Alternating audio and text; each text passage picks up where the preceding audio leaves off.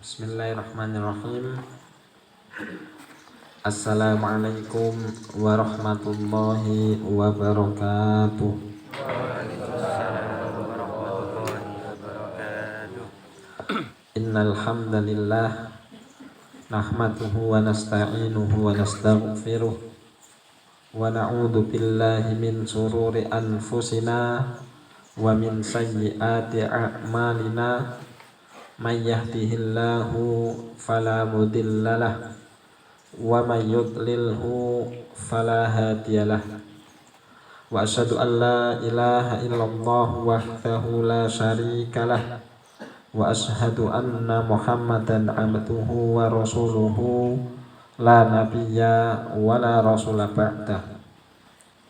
Yang kami takdimi beliau Ustaz Azri hafidhahullah ta'ala selaku sahibul bait, dan juga para hadirin dan hadirat jamaah.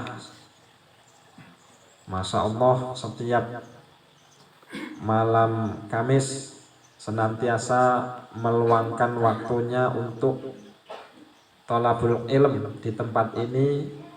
Mudah-mudahan dari apa yang dikerjakan oleh bapak-bapak dan ibu-ibu semuanya, terutama di malam Kamis di Joglo Sakinah ini, menambahi barokah hidup kita semuanya.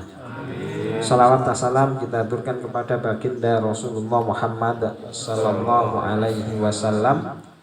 Mudah-mudahan kita yang hidup di akhir zaman ini senantiasa berusaha untuk istiqomah, meniti berada di atas ajaran beliau, dan mudah-mudahan nanti juga diwafatkan dalam keadaan Islam, berserah diri kepada Allah Subhanahu wa ta'ala.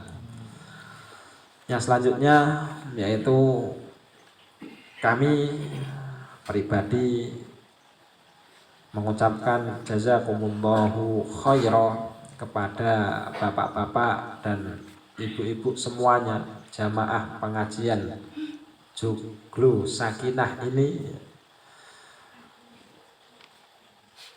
dengan supportnya, doanya dan lain-lain sebagainya. Beberapa waktu yang lalu ketika qadarullah kami harus menemani anak di Mawardi selama 1 bulan. Masya Allah, diwakili oleh beliau Ustaz Azri yang berkali-kali silaturahim ke sana, baik ngasih motivasi secara WhatsApp ataupun kehadiran beliau dan lain-lain sebagainya. Juga salam, menitipkan salam dari jamaah semuanya. Masya Allah, mudah-mudahan jamaah bapak-bapak dan juga ibu-ibu pengajian Joglo Sakinah ya, Joglo Sakinah ini menjadi pemberat timbangan kebaikan kelak nanti di hadapan Allah Subhanahu wa ta'ala. Amin. Qadarullah wa masa afa'al. Setelah perawatan intensif 1 bulan di sana, Allah memanggilnya dalam usia 70 hari. Artinya 40 hari masuk rumah sakit, 1 bulan situ genap 70 hari. Dan alhamdulillah pada malam hari kali ini bisa bertemu kembali dengan bapak-bapak dan ibu-ibu di tempat yang insya Allah dibarokai oleh Allah Subhanahu wa ta'ala. Dari sisi namanya adalah sakinah, ketenangan. Juga dari sisi udaranya yang masya Allah luar biasa, sepoi-sepoi. Dari sisi pemandangannya, kelap-kelip lampu.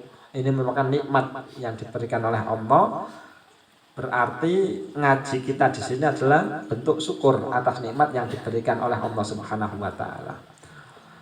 Lalu harapan kami nanti ke depannya tetap diajak kanan kirinya, keluarganya, ya paling tidak kalaupun tidak mudeng blas dengan pengajian, hadir dan duduk di tempat tersebut. Karena siapa tahu pengajian-pengajian seperti ini yang kita kerjakan menjadikan asbab daerah yang kita tempati ini semakin dibarokai oleh Allah Subhanahu wa ta'ala. Dikasih nikmat aman, dikasih nikmat sehat, dikasih nikmat yang banyak sekali.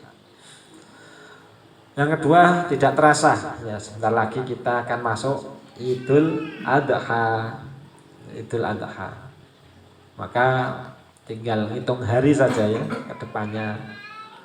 Dan mungkin sebelum pelaksanaan Idul Adha tidak ada salahnya misalnya beliau Ustadz Azri mengadakan apa namanya daurah fikih Idul Adha misalnya seperti itu di momen terakhir sebelum Idul Adha supaya menjadi apa namanya tambahan ilmu tentang ibadah Idul Adha yang setiap tahun insya Allah kita laksanakan. Kinten-kinten daerah mriki pun angsal pinten lembu Pak niki Pak. Sebelahane wonten apa mboten niki? Hah? Ada gitu aja ya. Mudah-mudahan ya apa diberi semangat untuk berkorban sesuai dengan kemampuannya masing-masing insyaallah. Biasanya di Joglo ini apa wonten korban saya? Belum ya. Korban perasaan. Masyaallah. Dilipat tak giarno ini. Kita akan melanjutkan ya, pembahasan sedikit tentang masalah fikih ya. Walladzi yujibul ghusla sittatu asya'a. Perkara yang mewajibkan mandi itu ada 6 perkara. Jadi mandi itu menjadi wajib hukumnya kalau ada 6 perkara. Biasanya bapak-bapak dan ibu-ibu sedinten niki atus ping pinten? Kali napa 3? Wonten tiyang niku teng daerah Yaman. Niku adus niku seminggu 2 kali ya. Yaitu yang pertama ketika hari Jumat. Karena mengambil pendapat mandi hari Jumat itu apa? Wajib. Yang kedua setelah berhubungan suami istri atau mandi junub. Kenapa kok sampai kadang sepekan mandi 2 kali itu pun mandi wajib? Karena memang iklim di sana itu subtropis, tropis. Jadi kering tapi lembab. Kering tapi lembab. Sehingga nih kebanyakan mandi itu malah merusak apa? Badan. Nek kula teng mriki 3 hari sekali Pak mandi.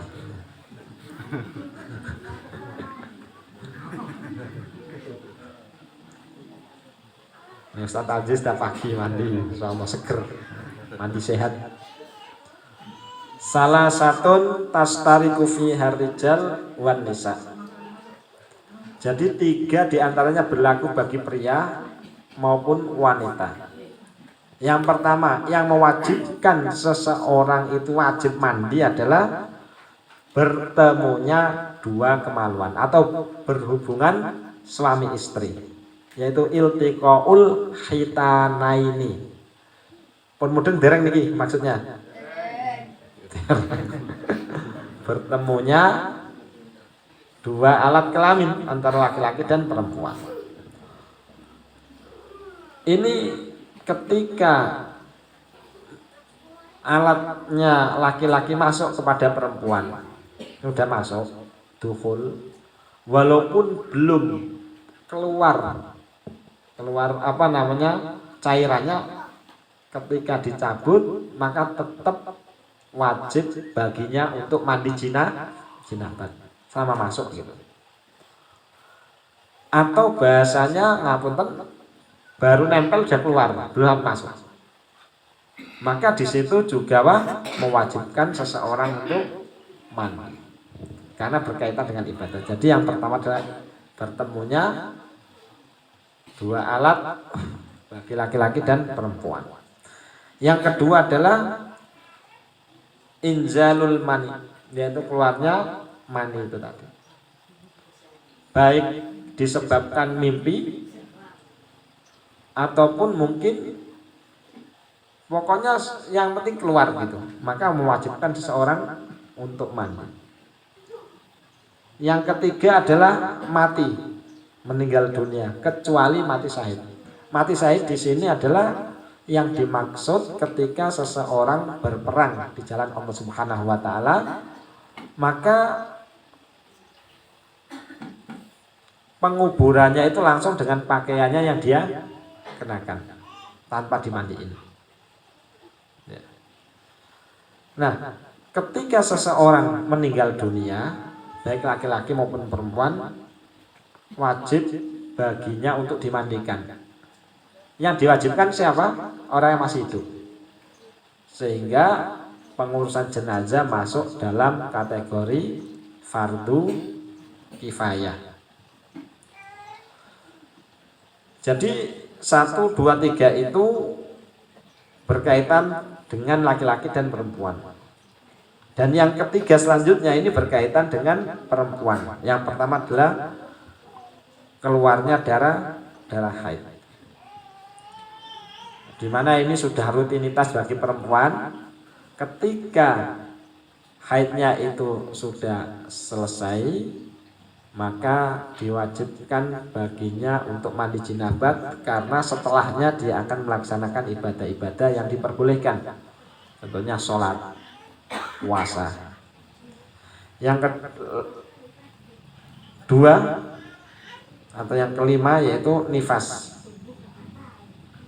Nifas adalah darah yang keluar ketika seseorang itu melahirkan. Dan yang keenam adalah al-wiladah, yaitu darah setelah melahirkan. Maka wajib bagi dia untuk mandi.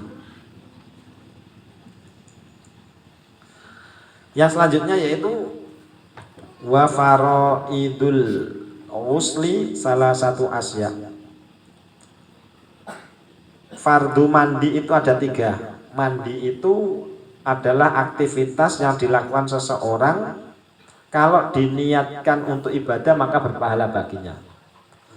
Maka harus memperhatikan 3 hal. Yang pertama adalah apa? Niat mandi. Jadi amal seseorang itu tergantung pada niatnya. Innamal a'malu binniyat. Jadi dengan niat-niat. Sehingga amalan-amalan yang sifatnya mubah itu akan menjadi berpahala disebabkan niat. Betapa banyak amalan yang kecil menjadi besar di hadapan Allah karena niat. Amalan yang besar menjadi kecil di hadapan Allah juga karena niat. Yang membedakan ulama, di antara membedakan ulama dengan orang awam, setiap kali beraktivitas adalah posisi niatnya itu tadi. Nah, maka inilah pentingnya niat itu tadi dalam setiap aktivitas. Contohnya, bapak-bapak bekerja, ya. Kalau hanya dianggap sebagai rutinitas, maka dia tidak mendapatkan pahala darinya. Tapi kalau diniatkan dengan bekerja itu dia bisa menafkahi keluarganya, harapannya, maka itu bisa menjadi bagian daripada ibadah. Berhubungan suami istri misalnya, kalau tanpa niat apapun itu tidak bernilai pahala sama sekali. Tapi kalau diniatkan untuk ibadah, maka dia akan mendapatkan pahala atasnya.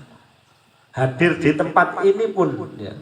Kok nek gak ngaji kok pekewu, hanya unsur pekewu, maka tidak dapat pahala. Tapi kalau diniatkan untuk raf'ul jahli an nafsi wa an ghairi, yaitu mengangkat ketidaktahuan dari dirinya dan orang lain, maka itu akan mendapat pahala darinya. Begitu juga mandi. Bapak-bapak, ya, kalau mandi diniatkan untuk ibadah kepada Allah Subhanahu wa taala, sehingga aktivitas mandi itu menjadi pahala. Dimulai dari kapan? Ketika hendak masuk ke kamar mandi. Allahumma inni a'udzubika minal khubuthi wal khaba'is. Ketika mau masuk, melangkah dengan kaki kiri. Tapi ujug-ujug mencolot itu ya tetap mubah saja, tapi tidak mendapatkan pahala atasnya. Jadi diikuti tata cara dan aturannya sehingga menjadi ibadah. Yang kedua di antara rukun mandi adalah menghilangkan najis apabila najis itu terdapat pada tubuhnya. Yang kedua. Jadi yang kedua adalah dihilangkan najis dengan niatan untuk menghilangkan najis yang ada pada tubuhnya yang menempel itu. Dan yang ketiga adalah mandinya dengan cara meratakan air ke seluruh permukaan rambut dan kulit. Jadi mandi yang bagus adalah apa? Mandi yang airnya itu diratakan dari ujung rambut sampai ujung kaki. Agar supaya apa? Semuanya teraliri air sehingga kalau ada najis-najis yang ada di tubuh menjadi hilang dengan adanya air yang mengalir itu tadi.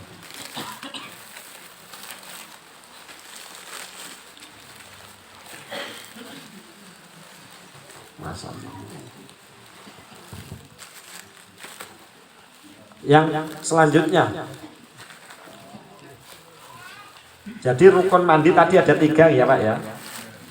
Yang selanjutnya adalah sunnah mandi ada 5. Sunnah mandi ada 5. Yang pertama adalah at-tasmiyah, yaitu membaca bismillah.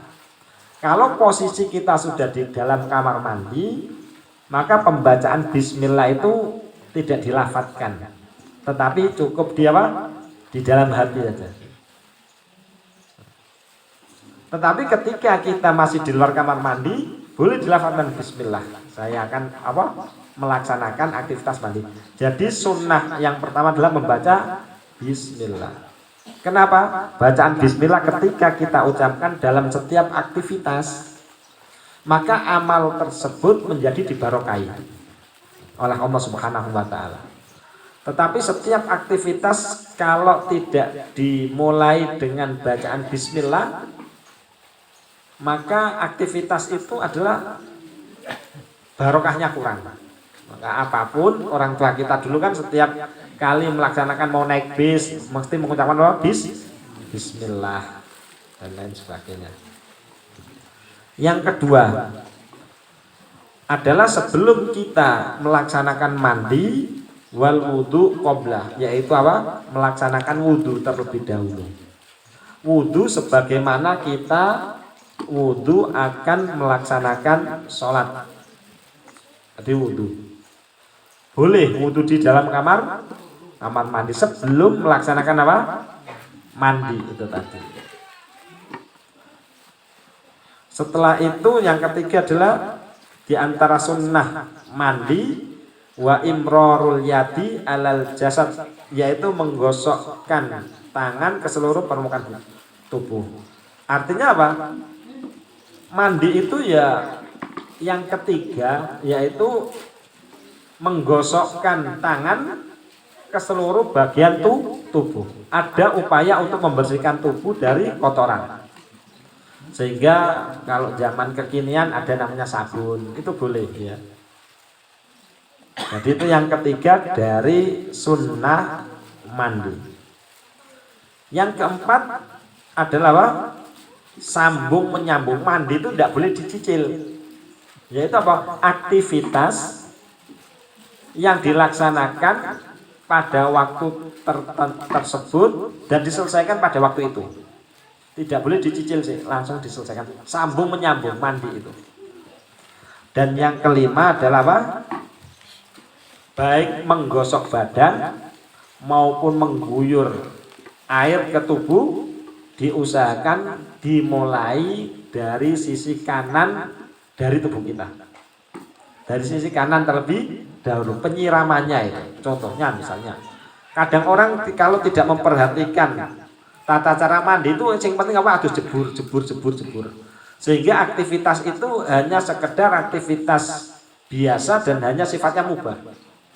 Tetapi kalau diniatkan sesuai dengan apa yang diperintahkan oleh Rasul, maka ibadah mandi akan berpahala. Kita perhatikan apa? 2 hal. Yang pertama adalah rukunnya itu tadi, dan yang kedua adalah sunnahnya. Sunnah mandi. Sehingga mandi pun akan berpahala di sisi Allah Subhanahu wa taala. Nah, bagaimana nih mandinya di kali gitu. Di sungai kan langsung jebur gitu aja. Diusahakan sebelum jebur itu adalah ada aktivitas seperti ini terlebih dahulu. Baru apa jebur ke sungai. Wallahu taala alam. Mungkin ada yang tanyakan, monggo silakan. Itu lebih kepada sedikit ada materi, nanti sedikit ada pertanyaan. Karena memang ya, monggo. Zaman sekarang biasanya kalau wudhu di kamar mandi, catnya ada klosetnya, itu boleh nggak? Ya. Jadi kita pastikan di tempat kamar mandi itu sebelum kita wudhu kita siram terlebih dahulu. Kan WC-nya kita siram kanan kiri supaya di situ apa namanya bekas-bekas najis itu sudah hilang dengan guyuran air. Nah setelah itu baru wudhu di dalamnya. Oke, monggo. Ada lagi mungkin? Oke. Coba tanya gitu tadi.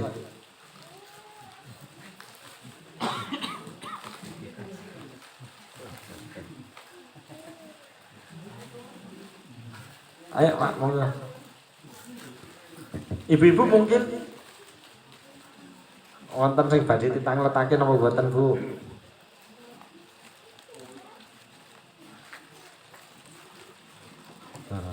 Maka kita belajar tentang fikih itu dari salah satu ulama, yaitu Syekh Shalih Utsaimin.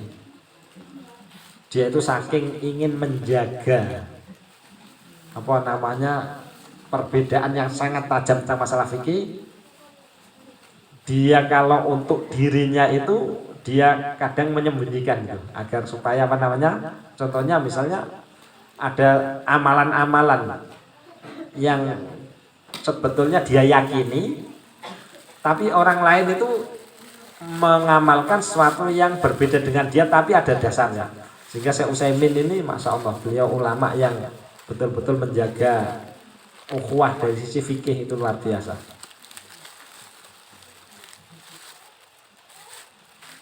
Ada nggak? Nggak ada. Lanjut ya. Setelah itu kita akan membahas tentang mandi yang disunnahkan. Wal irtisalat al masnuna sab'atu asyara ghuslan.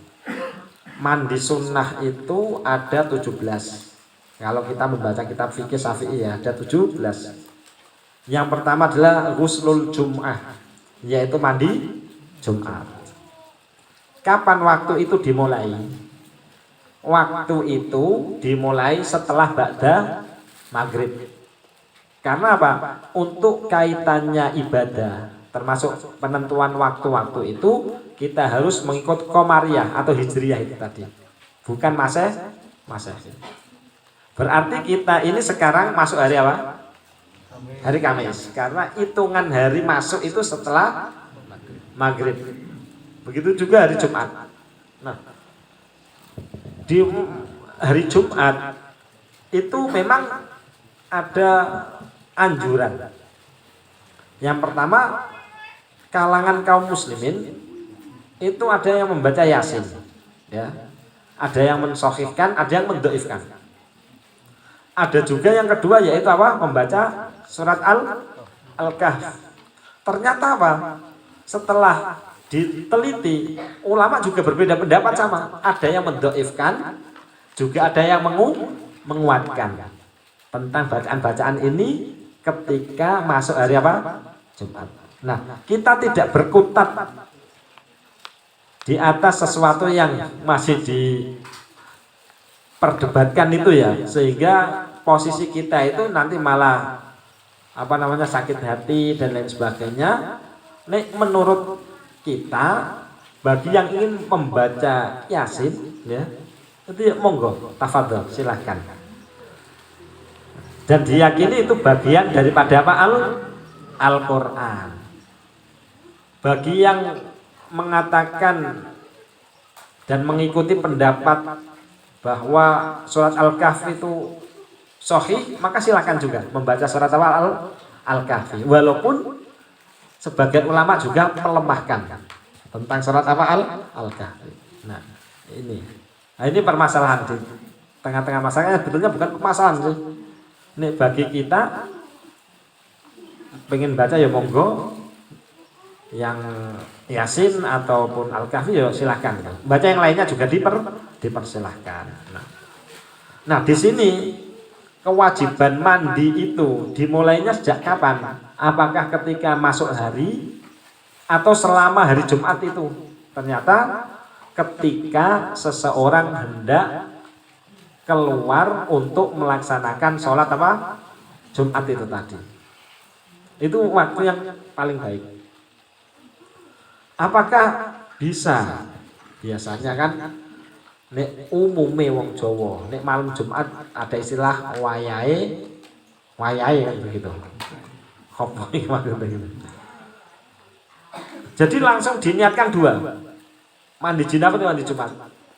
Itu ternyata yang lebih bagus adalah tetap diniatkan satu-satu. Ini untuk mandi jinabah.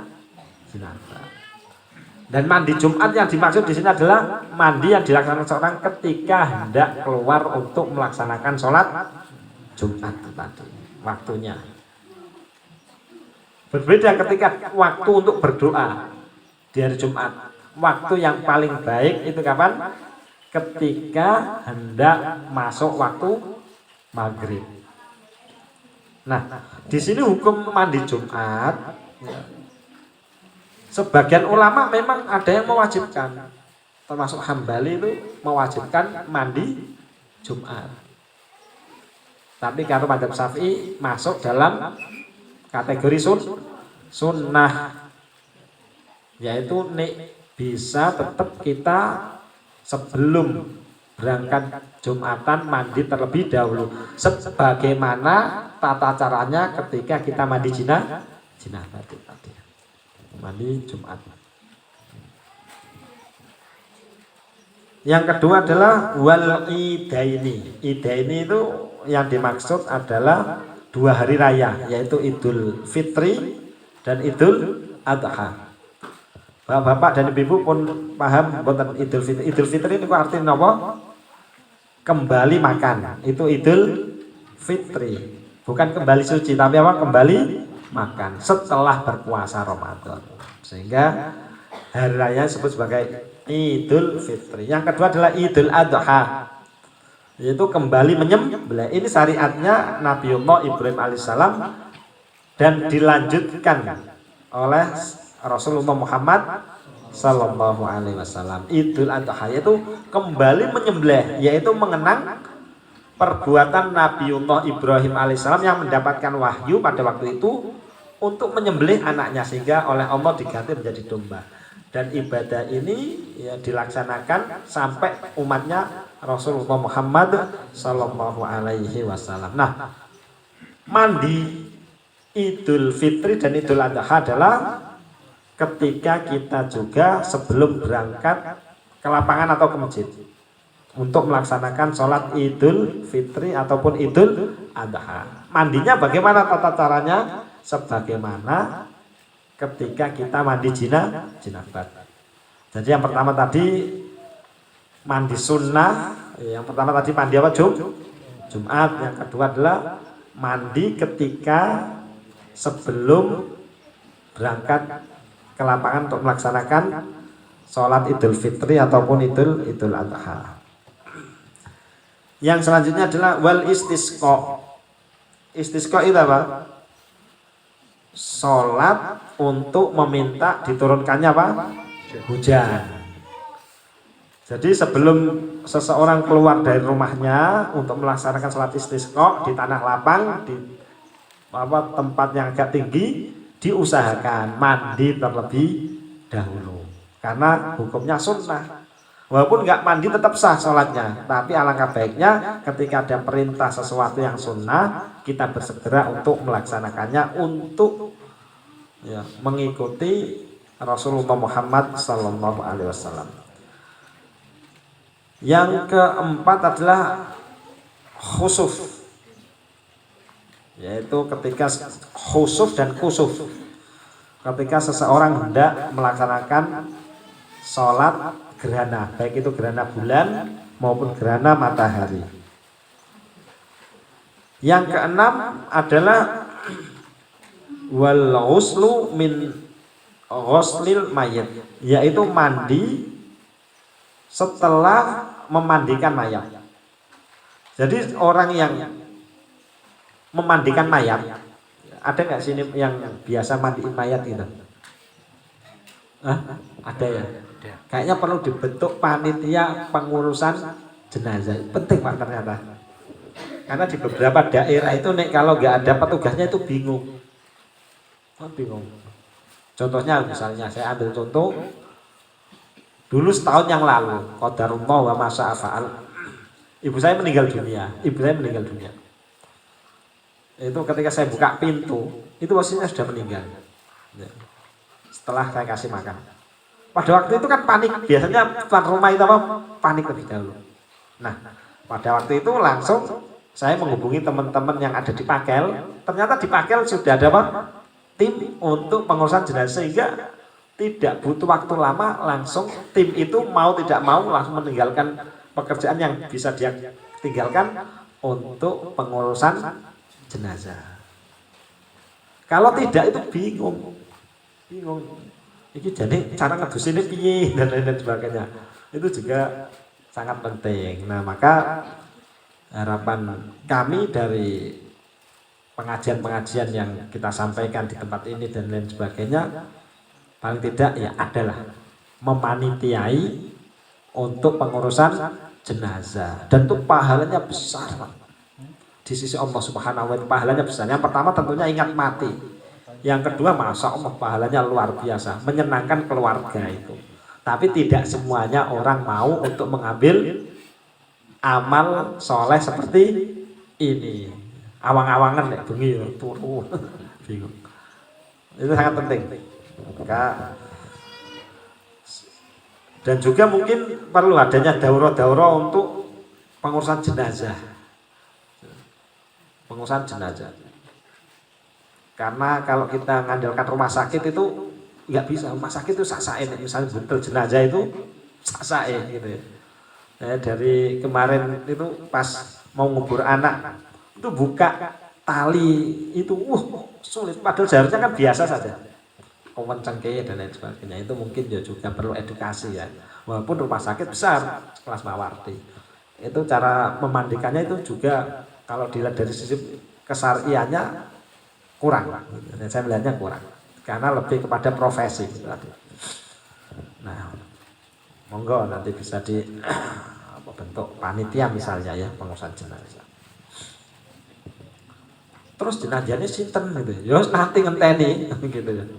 Kalau ada yang meninggal itu pahalanya besar sekali. Nah, jadi orang yang habis memandikan jenazah itu memang disunahkan untuk mandi. Hikmahnya apa? Hikmahnya adalah supaya dengan mandi itu kita tidak tahu ya sesuatu yang keluar dari si mayat itu menempel pada badan kita dan lain-lain sebagainya. Tapi yang jelas kita bismillah mengikuti perintah Rasul.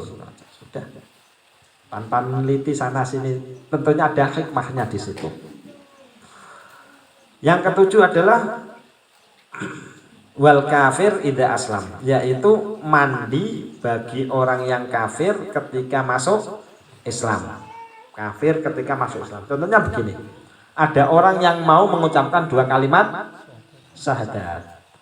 Ketika dia sebelum mengucapkan 2 kalimat syahadat, dianjurkan untuk mandi terlebih dahulu sebagaimana mandi jinabat itu tadi. Lalu dia dituntun oleh alim ulama untuk mengucapkan 2 kalimat syahadat. Nah, bagaimana amal dia dulu terhapus dengan masuknya dia ke dalam ajaran agama Islam. Maka sebetulnya syariat ini Pak Bu ya, itu kewajibannya itu ternyata tidak hanya untuk Islam saja, tapi seluruh umat manusia baik Islam maupun bukan Muslim. Ya, contohnya begini, puasa, syarat puasa misalnya. Saya baru paham bahwa Islam, kalau Islam sudah jelas gitu. Syarat puasa adalah Islam. Setelah kita pikir-pikir nih Islam ya mesti wajib. Kenapa kok ditulis Islam? Ternyata begini. Orang kafir itu ya mendapatkan beban syariat puasa juga. Cuman bedanya apa? Kalau mereka berpuasa itu tidak mendapatkan pahala. Kalau mereka tidak berpuasa, adabnya dilipat gandakan. Coba bayangkan. Makanya dari orang Islam saya enak-enake uang Pak. Ya. Kita melaksanakan puasa mendapatkan apa? Pahala. Jadi ini tadi ya. Jadi beban syariat ini ternyata tidak hanya untuk Islam saja, tetapi apa? Untuk seluruh manusia. Sehingga orang selain Islam itu ternyata apa? Adabnya itu dilipat-lipat gandakan. Karena apa? Dia tidak mengerjakan syariat ini, ya, baik sholat maupun. Kalaupun mengerjakan sebelum dia masuk Islam, tidak diterima, kan repot juga, gitu, kan repot. Nggak ngerjakan, dilipat gandakan adabnya, mengerjakan tidak dapat pahala karena dia belum Islam. Makanya syarat diterimanya amal diantaranya adalah iman dan Islam pada Allah Subhanahu wa Ta'ala. Masya Allah, kita banyak-banyak mendoakan orang-orang mudah-mudahan mendapatkan hidayah gitu. Hidayah Islam, nikmat yang luar biasa. Maka diantara akhlak Nabi itu apa? Ketika dia melihat jenazah selain Muslim itu nangis. Karena bahasanya adalah membiarkan mereka masuk ke dalam neraka Allah Subhanahu wa Ta'ala. Wal'iyadzubillah. Jadi orang kafir mau masuk Islam, yaitu apa? Mandi terlebih dahulu sebelum mengucapkan 2 kalimat syahadat. Nah kita ini perlu gak baru syahadat? Tidak usah Pak. Karena kita itu lahir dalam kondisi fitrah. Fitrah itu ya Islam, data Islam. Ketika dilahirkan dari orang tua yang muslim, mau beranjak dewasa menjadi Islam, dan kita mengucapkan syahadat cukup ketika setiap melaksanakan sholat itu tadi. Mandi bagi orang yang gila setelah sembuh, orang yang gila gitu ya. Oh dia sembuh gitu, maka disunahkan untuk dia mandi terlebih dahulu untuk melaksanakan ibadah-ibadah selanjutnya. Karena diantara rufi al-qalam adalah apa? Gila ya tadi, sampai dia sembuh. Maka ketika seseorang itu gila, enak nggak jadi orang gila? Ya ada enaknya Pak. Enaknya apa? Yang pertama sehat terus. Wong gila, watuk-watuk itu angel lah. Kena corona itu belas gitu. Panganan sisa itu sehat. Yang kedua tidak dicatat. Jadi pena itu tidak tertulis baginya. Tapi ya enak dadi wong waras gitu ya. Nah, maka kalau ada orang gila sembuh, maka dianjurkan dia mandi terlebih dahulu, setelah itu melaksanakan ibadah-ibadah yang terwajibkan atas dirinya setelah diangkat ketika dia dalam kondisi gila itu tadi. Yang ke-9, mandi bagi orang yang pingsan setelah sadar. Jadi habis orang pingsan itu ya, ketika dia sadar dianjurkan untuk mandi, disunahkan sebelum melaksanakan ibadah selanjutnya. Dan ini masih banyak ya, ada 17 yang kita percepat, yaitu mandi ketika hendak haji dan umroh, mandi ketika hendak masuk Mekah, kota Mekah, mandi ketika hendak wukuf di Arafah, mandi ketika hendak bermalam di Muzdalifah, mandi untuk melemparkan jumroh, mandi untuk tawaf, mandi untuk sa'i, mandi untuk masuk kota Madinatul Rasul. Dan inilah 17 ya sunnah mandi ketika kita mengerjakan 17 hal ini. Mungkin ada yang ditanyakan, monggo silakan. Bapak-bapak ataupun ibu-ibu.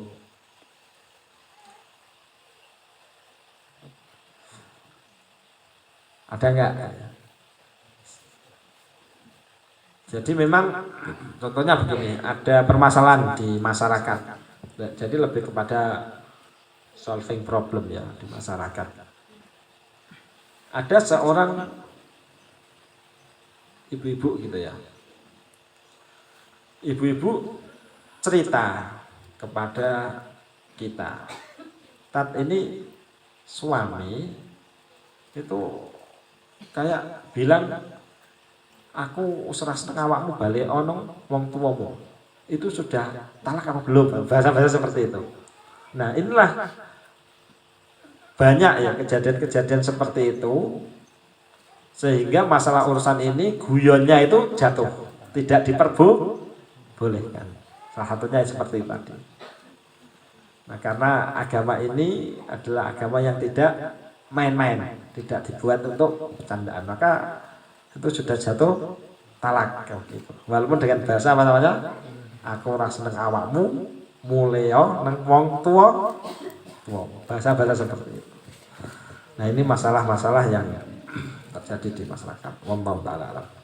Jadi mudah-mudahan dari pelajaran fikih yang sederhana, yang ringkas, kita tidak banyak melibatkan masalah-masalah khilaf yang ada di dalamnya, karena kita fokus kepada bacaan matan lalu kita artikan supaya paling tidak kita mengetahui sedikit daripada ilmu fikih itu, karena belajar ilmu fikih hukumnya fardu ain, masing-masing kita wajib untuk mempelajarinya, walaupun dalam belajar itu ada yang mudeng, ada yang tidak mudeng, itu tadi. Wallahu ta'ala alam.